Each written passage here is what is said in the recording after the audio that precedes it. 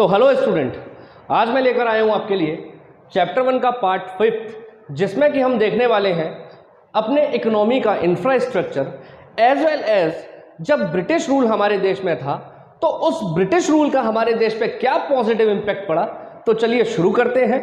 मेरा नाम है विपिन और आप देख रहे हैं इकोनॉमिक्स की 95+ सीरीज।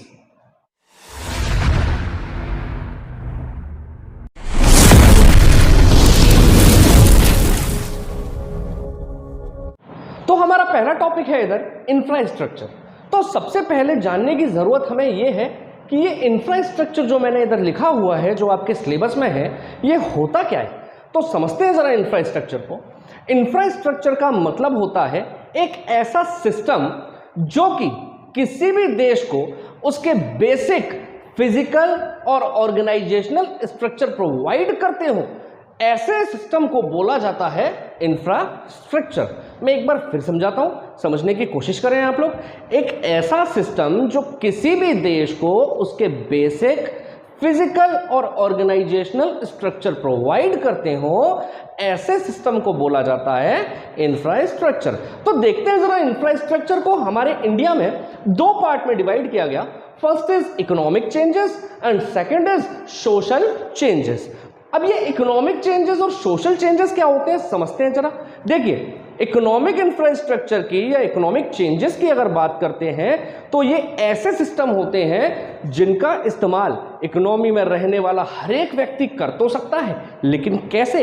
आफ्टर पेइंग समथिंग, यानी कुछ तो उसको पे करना पड़ेगा तभी वो उसका लाभ उठा सकता है, अन्यथा उसका लाभ नहीं उठा सकता है। फॉर एग्जाम्पल देखेंगे जरा, मैंने कुछ लिख रखा है यहाँ पर कुछ एग्जाम्पल्स, जैसे कि इकोनॉमिक चेंजेस में हमारे ट्रांसपोर्ट है, कम्युनिकेशन है, बैंकिंग है, पावर है, एनर्जी है। चलिए शुरू करते हैं ट्रांसपोर्ट से ही।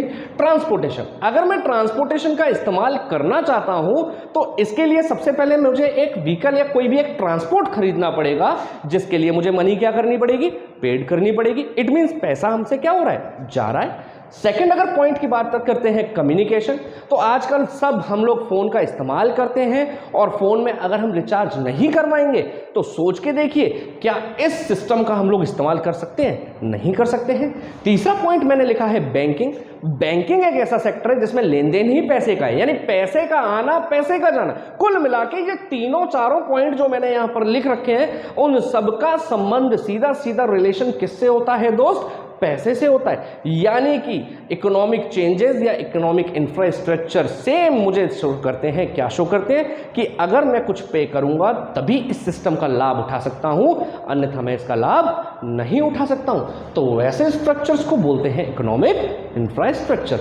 वहीं पर दूसरे अगर पार्ट की हम लोग बात करते हैं तो दूसरा पार्ट है सोशल चेंजेस। सोशल चेंजेस क्या होते हैं या सोशल इंफ्रास्ट्रक्चर क्या होते हैं समझते हैं जरा। सोशल इंफ्रास्ट्रक्चर की अगर बात करते हैं तो ये ऐसे इंफ्रास्ट्रक्चर होते हैं जिनका इस्तेमाल समाज में रहने वाला या हमारी इकोनॉमी में रहने वाला हर एक व्यक्ति कर तो सकता है, लेकिन कैसे कर सकता है मेरे भाई? फ्री ऑफ कॉस्ट कर सकता है। फ्री ऑफ कॉस्ट एग्जांपल के तौर पे समझते हैं। पहला पॉइंट ही लिखा है एजुकेशन। भैया शिक्षा पाने का अधिकार सबको है, तो जरूरी नहीं है कि हम लोग मेरे भाई बड़े बड़े स्कूल्स में पढ़ें जहाँ पे फीस ज़्यादा होती है। मेरे भाई गवर्नमेंट ने बहुत अच्छी फैसिलिटी दे रखी है, फ्री एजुकेशन के लिए यहाँ पे स्कूल्स खोल रखे हैं, आपको कुछ पे नहीं करना है, शिक्षा का अधिकार सबको है, जाइए और शिक्षा लीजिए मेरे भाई। सेकंड पॉइंट देखिए हेल्थ फैसिलिटी। मैं नहीं कहता मेरे भाई ये आप जो एम्स हॉस्पिटल में जाइए इलाज करवाने या फिर मैक्स में जाइए, क्यों? क्योंकि सरकार ने हमारा जो सोशल इंफ्रास्ट्रक्चर है उसके अंदर हेल्थ फैसिलिटी भी हमको दे रखी है। सरकार ने यहाँ पे डिस्ट्रिक्ट हॉस्पिटल खोल रखे हैं जो कि आपको बेस्ट हेल्थ फैसिलिटीज प्रोवाइड करते हैं। आपको कुछ नहीं करना, वहाँ जाना है, 1 रुपये का पर्चा बनता है और आपको जो भी समस्याएं वहाँ से क्लियर आउट कर सकते हैं आप लोग। वहीं पर तीसरे पॉइंट की अगर बात करता हूँ तो आप जानते हैं हमारे देश में जिन लोगों के पास में घर नहीं है ना, उनको सरकार क्या करती है? आवास विकास योजना के तहत मकान भी देती है। तो मेरे भाई ऐसे इंफ्रास्ट्रक्चर्स को, ऐसे चेंजेस को हम लोग बोलते हैं क्या? एक ऐसा सिस्टम जो कि हमारे देश को physical as well as organizational structure क्या करते हो? प्रोवाइड करते हो। उम्मीद कर रहा हूँ ये इंफ्रास्ट्रक्चर जो कॉन्सेप्ट है आपको बहुत अच्छे से समझ में आया होगा। चलिए अगला टॉपिक अपना देखते हैं। अगला टॉपिक जो हमारा है वो है positive impact of British rule. अब positive impact of British rule क्या है, चलिए समझते हैं जरा इसको। जब अंग्रेज हमारे देश में आए थे तो हम लोग बहुत अच्छे से जानते हैं कि लगभग 150 साल अंग्रेज़ों ने भारत पे क्या किया था, शासन किया था। और जो भारत था वो गुलामी में था, किसके, अंग्रेज़ों के। और कितने वर्ष तक, लगभग 150 सालों तक। लेकिन हम लोग ये समझते हैं कि हम लोगों पे उन्होंने बहुत दुराचार किए थे, बहुत अत्याचार किए थे, लेकिन अंग्रेज़ों के आने का कुछ फ़ायदा हमारे भारत को आज भी हो रहा है और आज भी हम उसका क्या कर रहे हैं, फायदा उठा रहे हैं। तो देखते हैं जरा क्या क्या पॉजिटिव इंपैक्ट थे अंग्रेजों के आने के। पहला ही पॉइंट बोलता है कॉमर्शियलाइजेशन ऑफ एग्रीकल्चर। मेरे भाई आपको याद होगा मैंने टॉपिक के फर्स्ट पार्ट में आपको समझाया था, एक सबसिस्टेंस फार्मिंग करके टॉपिक था जिसमें मैंने बताया था कि on the eve of independence, यानी कि जब हम आज़ाद हुए थे तो मेरे भाई हम लोग एग्रीकल्चर में सिर्फ और सिर्फ इतनी ही इफिशिएंसी देते थे या इतना ही प्रोडक्शन करते थे जो कि मेरे परिवार के लिए 1 साल के लिए पूरा हो जाए। मुझे मतलब नहीं था कि मैं इतना सरप्लस प्रोडक्शन करूं कि जिसे बेच कर मैं पैसा कमाऊं। लेकिन अंग्रेजों ने नील की खेती, याद है पूरी कहानी समझाई थी मैंने, अंग्रेजों ने उस नील की खेती के कारण हम लोगों को लालच दिया और जबरदस्ती हम लोगों से उस लालच के चक्कर में क्या करवाई, नील की खेती करवाई थी। और हम लोग वहीं से सीख गए कि किसी चीज को किस तरीके से बेचा जाता है लाभ कमाने के लिए।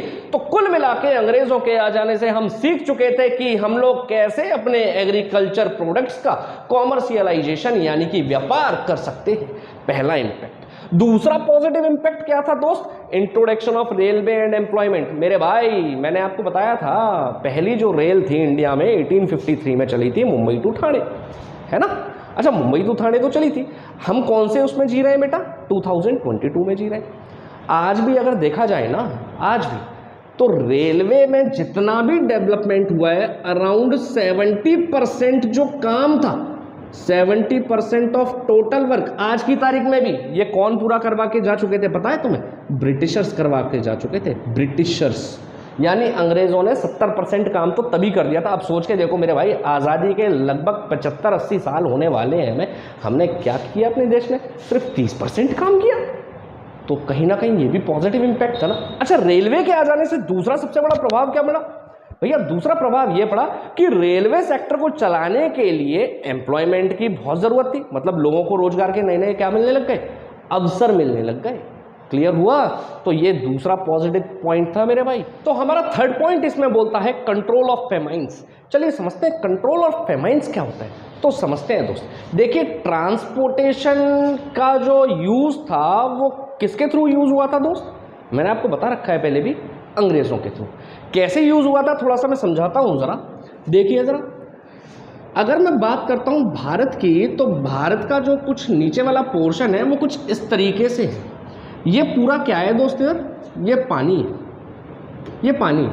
अंग्रेज़ों ने क्या किया दोस्त, इधर बनवाए थे पोर्ट्स, है ना भाई, क्या बनवाए थे, ये पोर्ट्स बनवा दिए थे, क्योंकि ये सारा एरिया कौन सा है, जो भैया ओशंस के पास में आता है। अच्छा अंग्रेज़ क्या करते थे, भारत से रिसोर्सेज एक्सप्लॉइट करके भेजते थे भैया इन पोर्ट्स से, शिप में लाद के सीधा कहाँ पे, ब्रिटेन पे, और वहीं से मशीनरी का इस्तेमाल करवा के दोबारा उसे इंपोर्ट करते थे कहाँ पर मेरे भाई, इंडिया में।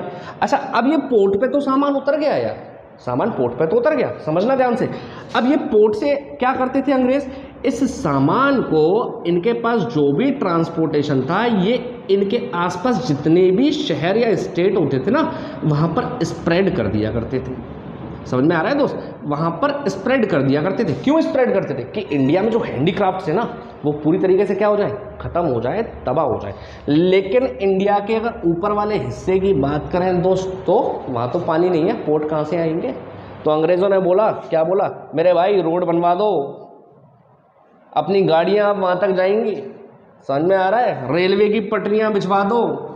लेकिन आधा इंडिया तो हमने कब्जे में कर लिया, अब आधे इंडिया को भी ख़त्म करने की सोच लो। यानी कुल मिला के इतना एक्सप्लॉइटेशन कर दो कि इंडिया आगे आने वाले 200 सालों तक कभी उठ ना पाए। अच्छा इन रोड के बनने से फ़ायदा क्या हुआ, अब समझते हैं ज़रा। फ़ायदा ये हुआ कि आज की तारीख में अगर कोई फेमाइंस अफेक्टेड एरिया होता है, फेमाइंस का मतलब आप समझ रहे होंगे, एक नेचुरल कैलेमिटी होती है ना, प्राकृतिक आपदा होती है एक।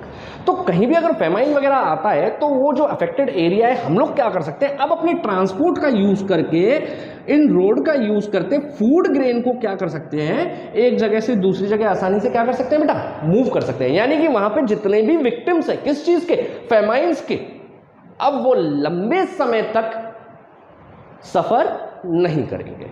क्लियर हुआ? तो इसीलिए बोला गया कंट्रोल ऑफ। अगले पॉइंट पर अगर जाते हैं तो अगला पॉइंट मुझे साफ दिखता है जो कि बताता है मॉनेटरी सिस्टम ऑफ एक्सचेंज। मेरे भाई हम लोग बहुत अच्छे से जानते हैं इंडिया में जो इकोनॉमी थी वो थी C2C।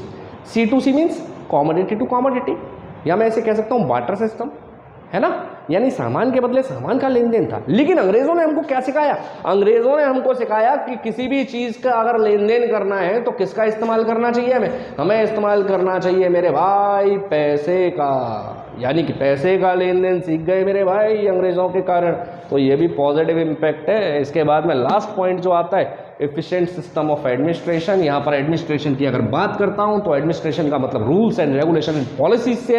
अंग्रेज भारत में ये चीज़ ज़रूर सिखा के चले गए कि किसी भी काम को करना है तो मेरे भाई उस काम को करने का कोई तरीका होता है, प्लानिंग से किया जाता है, पॉलिसीज से, स्ट्रेटजीज से किया जाता है। और आज हमारे देश के जितने भी पॉलिटिशियंस हैं, है ना, जितने भी बिजनेसमैन हैं, इवन मैं हूँ या आपके घर में कोई भी है, सारे काम कैसे होते हैं? प्लानिंग से ही होते हैं। अच्छा, जब हम पढ़ने जाते हैं स्कूल तो हमारे माँ बाप हमारे ऊपर क्या करते हैं? कुछ पर्टिकुलर रिस्ट्रिक्शंस लगाते हैं। तो व्हाट इज द रिस्ट्रिक्शंस? मतलब rules and regulation which is provided by the family to the students. Clear हुआ?